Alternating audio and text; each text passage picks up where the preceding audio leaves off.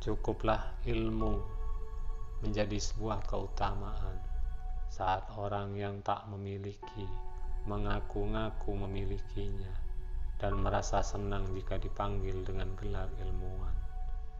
Cukuplah kebodohan menjadi aib saat orang yang bodoh merasa terbebas darinya dan marah jika digelari dengannya. Jika kamu ditahan terhadap penatnya belajar, maka kamu akan menanggung bahayanya kebodohan. Ilmu itu seperti air. Jika ia tidak bergerak, maka ia akan menjadi keruh lalu membusuk. Aku mampu berhujah dengan 10 orang berilmu, tapi aku akan kalah pada suatu orang ahli yang bodoh, karena ia tidak tahu akan landasan ilmu.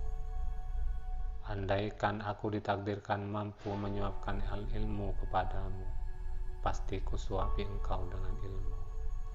Besarnya rasa takut itu sesuai dengan kapasitas ilmunya. Betapa aku senang jika semua ilmu yang aku ketahui dimengerti oleh semua orang. Maka dengannya aku mendapat pahala, meskipun mereka tidak memujiku. Ilmu itu bukan yang dihafal, tetapi yang memberi manfaat. Orang yang pandai akan bertanya tentang apa yang ia ketahui dan tidak ia ketahui. Dengan menanyakan apa yang ia ketahui, maka ia akan semakin mantap. Dan dengan menanyakan apa yang belum ia ketahui, maka ia akan menjadi tahu. Sementara orang bodoh itu meluapkan kemarahannya karena sulitnya ia belajar, dan ia tidak menyukai pelajaran. Siapa yang menghendaki kehidupan dunia, maka harus disertai dengan ilmu. Dan siapa yang menghendaki kehidupan akhirat, juga harus dengan ilmu. Orang yang berilmu dan beradab tidak akan diam di kampung halaman. Tinggalkan negerimu, merantaulah ke negeri orang.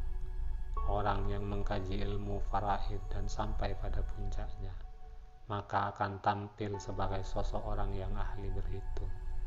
Adapun ilmu hadis, itu akan tampak nilai keberkahan dan kebaikannya pada saat tutup usia. Adapun ilmu fikih, itu merupakan ilmu yang berlaku untuk semua kalangan, baik muda maupun yang tua, karena fikih merupakan dasar dari segala ilmu. Ilmu tidak akan dapat diraih kecuali dengan ketabahan. Ilmu itu adalah sesuatu yang bernilai positif, bukan yang menempel di kepala. Tujuan dari sebuah ilmu itu adalah untuk mengamalkannya. Maka ilmu yang hakiki adalah ilmu yang terrefleksikan dalam kehidupannya, bukan ilmu yang hanya tertengger di kepala.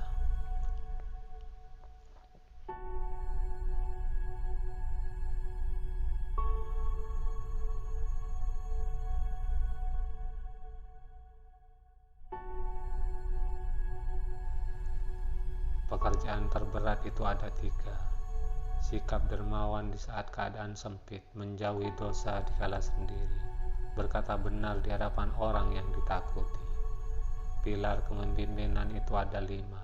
Perkataan yang benar, menyimpan rahasia, menepati janji, senantiasa memberi nasihat, menunaikan amanah.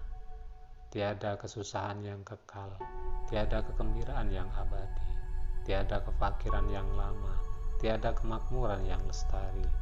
Jika terdapat banyak kebutuhan yang harus dipenuhi, maka mulailah dari yang terpenting dan mendesak. Barang siapa mengadu domba untuk kepentinganmu, maka dia akan mengadu domba dirimu. Dan barang siapa menyampaikan fitnah kepadamu, maka ia akan memfitnahmu. Jika ada orang yang ingin menjual dunia ini kepadaku dengan nilai harga sekeping roti, niscaya aku tidak akan membelinya. Kaji dan dalamilah sebelum engkau menduduki jabatan, karena kalau engkau telah mendudukinya, maka tidak ada kesempatan bagimu untuk mengkaji dan mendalaminya. Manusia yang paling tinggi kedudukannya adalah mereka yang tidak melihat kedudukan dirinya.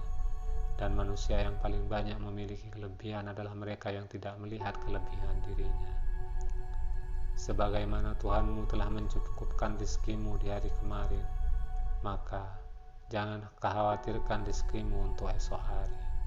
Bumi Allah amatlah luas, namun suatu saat apabila takdir sudah datang, angkasa pun serasa sempit.